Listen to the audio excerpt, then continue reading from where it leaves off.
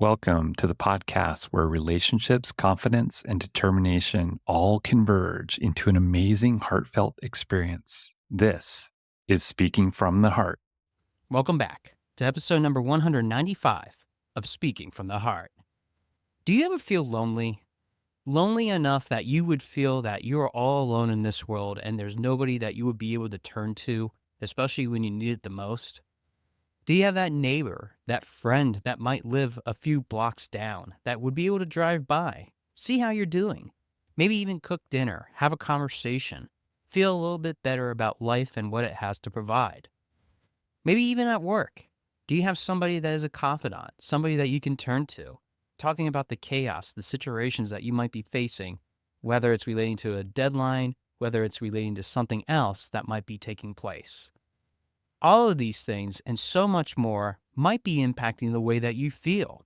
And unfortunately, in the United States, this loneliness epidemic, the way in which we might feel about our own security, the way in which we can interact with others, has been growing rapidly, not just because of the technology that isolates us sometimes, such as social media, but because we don't know what it's like to sometimes have that kind of conversation with someone, to feel that we are wanted, that we're needed, and to be able to be appreciated for what we bring as value sometimes is overlooked by all the things that are going on that is creating these differences, these aspirations, these aspects in our life that do create these tumultuous aspects that we can't seem to let go of, to work through. So in today's episode, I want to talk about my thoughts, these feelings, these emotions that might create loneliness, but also put an interesting take onto it about something that has been emerging in the last several years that you might have heard of in some news articles. But full disclosure, I'm going to admit something that I have done that has helped me a lot with getting over that loneliness aspect that I haven't disclosed to anyone else. Psst, there's a big secret that I will be revealing in today's episode about me that you might have never even realized that I was doing. But before I get to that, and to build some suspense, let's talk about what it means to be lonely. Loneliness in itself might be from a variety of different perspectives. I mentioned a few already. It could be from your work, it could be at your home, it could be a combination thereof. But there's even a lot of things that happen as we're growing up as children, getting to where we're at today, that create this feeling of loneliness, especially being prolonged for a significant amount of time.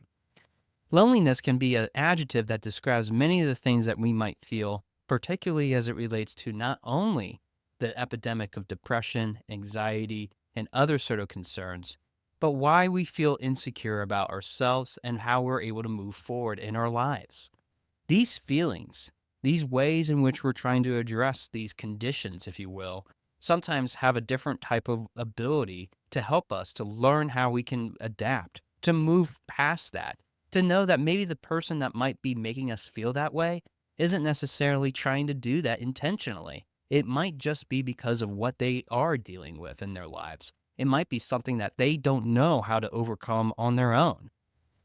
Truthfully, mental health, especially with having these types of conversations about what is going on in someone's life and supporting them with a variety of different resources, isn't simply enough. It means actually building long-lasting relationships with others on a variety of different fronts, both personally and professionally, so that we know how to overcome those difficult feelings, those aspects of our lives that might be challenging overall. These things, these aspects that might be pushing us along, especially with the roots of all the different illnesses that we might experience, especially as we get older, especially as we have kids that are going through some of these similar things, especially with the challenges that are being faced today in society, means that we have to look at a variety of different techniques that help to combat that. But one of the very first things that we have to start thinking about is how we communicate more effectively. How do we actually overcome loneliness means that we have to have meaningful, deep relationships with others so that we don't feel alone, that we don't feel that we're isolated, that we are able to work through a variety of different circumstances, being able to address the conditions or the taboos that might be attached to having these types of situations happen in our lives. These types of conversations are not easy to have. It means that we have to work on the healing, both within ourselves and within others, so that we know what are those pain points, what are those pressures that might push us into a corner, that might make us feel insecure. It means that we have to address head on what is it that's really causing that loneliness. As a kid, I was always afraid of being in the dark, and I remember having this Popeye light that would be hung up in my room, especially as I heard a variety of different sounds outside, but also heard my parents fighting quite a lot. It wasn't something that I really liked listening to, but at the same time, the light gave me comfort knowing that there was somebody there, even if it was just an inanimate cartoon character that was lit up by electricity. But even then, that sort of reliance on light, that ability for me to feel like I was safe in a place that might have otherwise not been safe overall, definitely helped me in growing in my self confidence and feeling a little bit better about what I had going on in my life. And full disclosure, that wasn't the secret that I was trying to disclose earlier. Even if we had to have a night light or we have to have some sort of script that we're able to overcome or work with the different types of people that we need to be interacting with so that we have deeper relationships, it means that we have to open up a little bit. And I think that in some of the things that we conquer in today's society, we are so afraid of putting ourselves out there in fear of retribution, feeling like we're insecure, feeling like we're worth absolutely nothing. And I think that these feelings, these different types of illnesses that we're experiencing, especially from the personal and professional fronts, are always compounded or they're stacked by all the different types of aspects, these things that we're not sure what might be coming next. That's what's creating some of these issues that we're feeling in the first place. These different fronts, these different conversations that we need to have means that we have to look at not only the financial side of it, but also what it is it that motivates us. Why is it that is making us feel this way in the first place so that we can overcome that feeling, so that we can feel a little bit more secure in our surroundings. Maybe it's about our physical security. Maybe it is about where we're living that might create some of that loneliness. It might be even some of the things that we are trying to deal with as a whole, trying to deal with all the circumstances that we are trying to help others in achieving that also separates us the most. But even from a career aspect, I've always heard that as you ascend the ladder of leadership, it gets lonelier and lonelier. And the only reason for that is many people think of you as the role model. Of course, I'm not going to talk to you about their 6-year-old daughter. I'm not going to say to you or send to you via text a bunch of snapshots of what you made for dinner last night. Of course not. It means that you have to overcome these feelings, these animosities, these emotions, if you will, that might be creating these different fights within ourselves. It means that we have to look from a different perspective, all the conversations, all the support, all the things that might help us in terms of resources in order to grow. Over the last several years, I think there's been more attention given to this subject, especially with the rate of suicide increasing, especially from the pandemic era. It's really shined a light on how many people are truly alone and have no one to turn to, especially when the going gets tough. Gyms can provide a sort of safety net, but many of those gyms even closed during the pandemic era, and even those that are returning are mostly corporate gyms that don't really foster that opportunity to collaborate, to have that kind of conversation with others, except that they're spotting you, except if they're trying to help you with an exercise, if you will. Even then, trying to find a place in which we can create that connection, even at a bar, a restaurant, is starting to slowly disappear, especially when we look at all the different types of delivery apps, Uber Eats, DoorDash, all those different types of food prep industries that help get rid of all the guesswork, especially going to even the grocery store for that matter, has limited our ability to interact with each other. And as a direct result of that, that's where this feeling of loneliness often starts. Truthfully, your podcast host has always struggled with loneliness, especially at a younger age.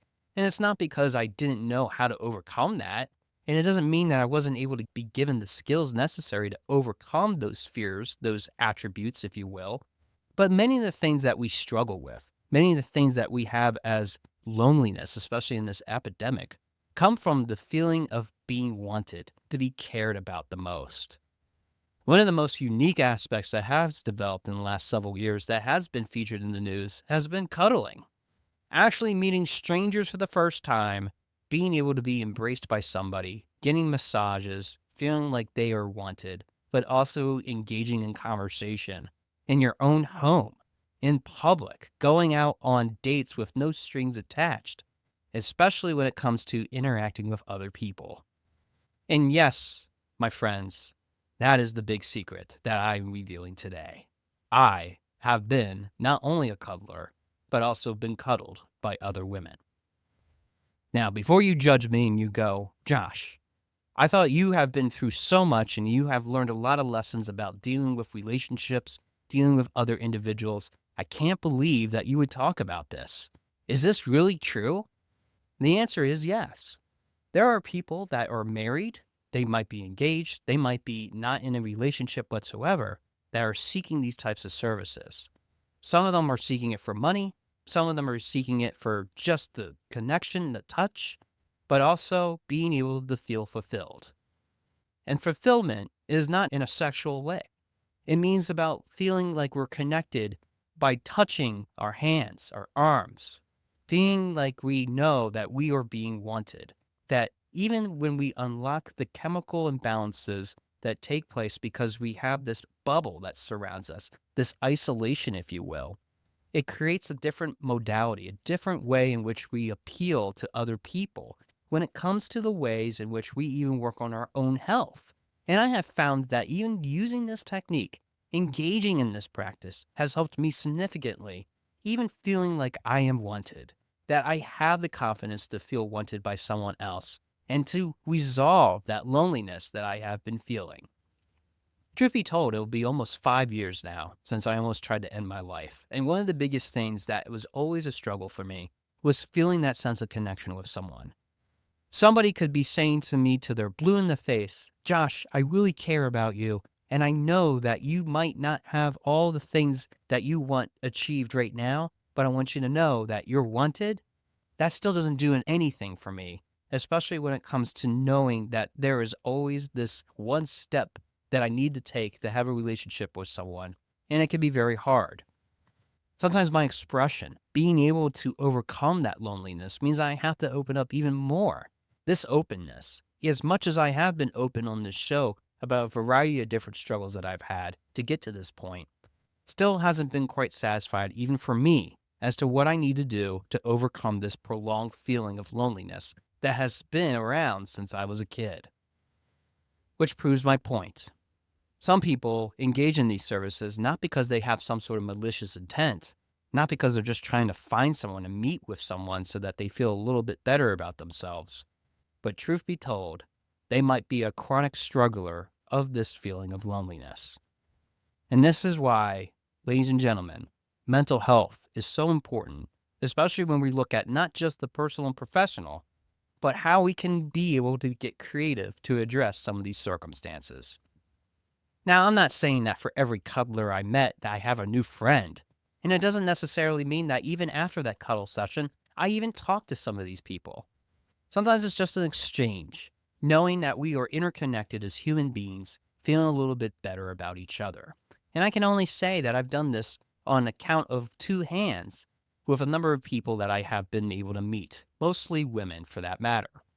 Feeling wanted, feeling like you're connected with someone, is a technique in itself that has many different healing properties. It literally rewires your brain to know that you are feeling loved, that you're feeling engaged with somebody or something that you thought you lost a long time ago. That engagement, especially when we feel that it's really tough to have connections with one another, means that we're breaking down barriers that would otherwise not be broken down if we weren't able to meet people that were going through some of the things that we've been going through. It doesn't mean that all the time some of those problems that we have been feeling are melting away. It doesn't also mean that we have all these aspects, these struggles that we're trying to overcome will be able to be resolved during that session. What it has meant for me, though, is that it has established for me personally that I do have value, that I do have something to share to this world, and that when I'm ready and I'm actually feeling that I'm comfortable enough to enter into a relationship with someone that I deeply love and care about, that feeling of loneliness will go away one way or another. But to get there means that I have to overcome so many more barriers, knowing that I don't have to rely on things such as cuddling to make a difference. But even if I had to rely on cuddling, it doesn't mean that it's the end of the world. It doesn't mean that I'm a bad person. It just means that I need to connect in a different way. For anybody that is struggling with this sort of issue, please note that trying to overcome, trying to deal with these different thoughts, emotions, these feelings, means that you have to follow through. You have to be able to stick up for everything that you have going on. It means that you have to feel that there is hope at the end of the tunnel. It's a dynamic shift in your mindset to be able to say that I'm not alone anymore, that I don't need to feel this way, that it's okay that even if I do, there will be days that might be harder over others. But overcoming those types of situations means that you have to learn deep inside of yourself that it's okay to feel alone. Sometimes in solemn isolation, you can accomplish so much. But don't spend all your time all alone, especially when you feel that you can offer so much more to the world. There are so many different types of opportunities out there, both personally and professionally, if you start engaging. Trying to find ways in which to do that means that you have to get outside your box. Finding tools such as Meetup, even going on to different types of dating websites that are more legit than, say, Tinder or Bumble for that matter, can help you connect with other people. Even beyond all of those things, finding places where you can collaborate, even in a cafe, at a book club, learning a new skill, a new dance routine, or something else, can be some of the ways in which you can start moving forward past this feeling of loneliness. Some of the traditional ways in which we used to do it are long gone, and that's okay. Society changes. The things that we're trying to do yesterday do not equally fit today. But even if you decide to do something like cuddling, which I've been able to do, just know that it doesn't mean that you're weak. It doesn't mean that you have something wrong with you. It doesn't mean that you're worthless.